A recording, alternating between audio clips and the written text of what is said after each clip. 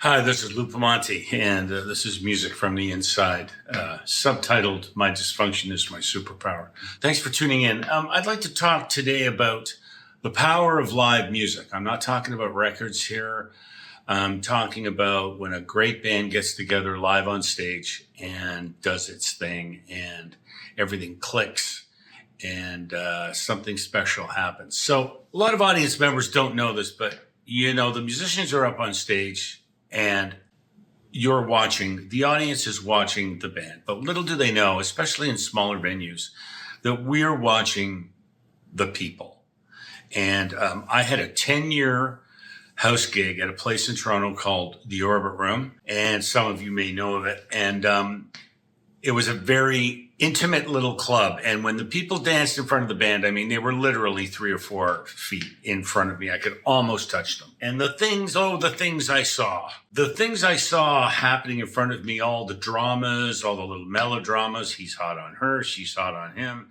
He's striking out. The drunk guy worried he's going to fall into the horn section, all that stuff.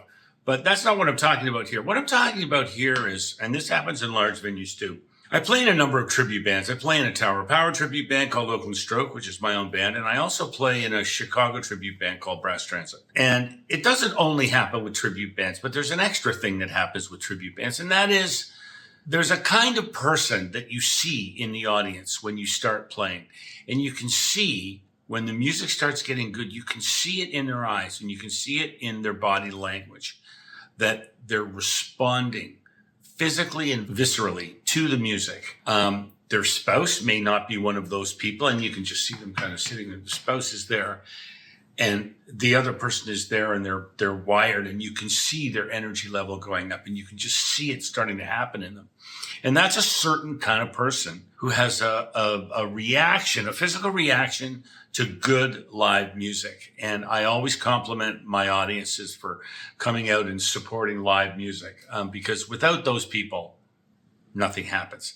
Unfortunately, in a lot of larger venues, the PA system is the link from the band to the audience. And it's not always the sound man's fault, but sometimes it's just the sound of the venue. Maybe it's got a super high ceiling and it sounds really boomy, and the crowd just doesn't feel a part of it. But when you're in a small venue, and when basically the audience is hearing the stage sound is awesome in a small club. It's loud and it's punchy. When you're in a small venue and that audience feels that stage sound, I've seen them go absolutely crazy. Thank God for those live music lovers. There's another level too. I honestly, playing in these tribute bands that I told you about, you'll see a 72-year-old couple walk in and they'll sit in the front row and they'll look 72, and some of them look even older, and they've come to hear the music of their youth. And you can start to see it happen around the 5th, 6th, 7th song. There's actually a discernible physical change in these people. I honestly feel that a tribute band can be the fountain of youth for a lot of these people, because if you're a good tribute band and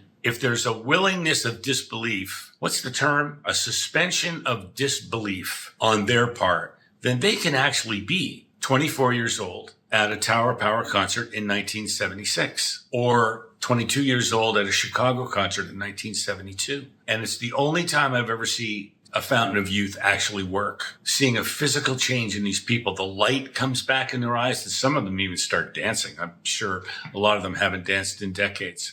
So that's been a fantastic thing to watch. Stay tuned. We're going to talk about a lot more stuff.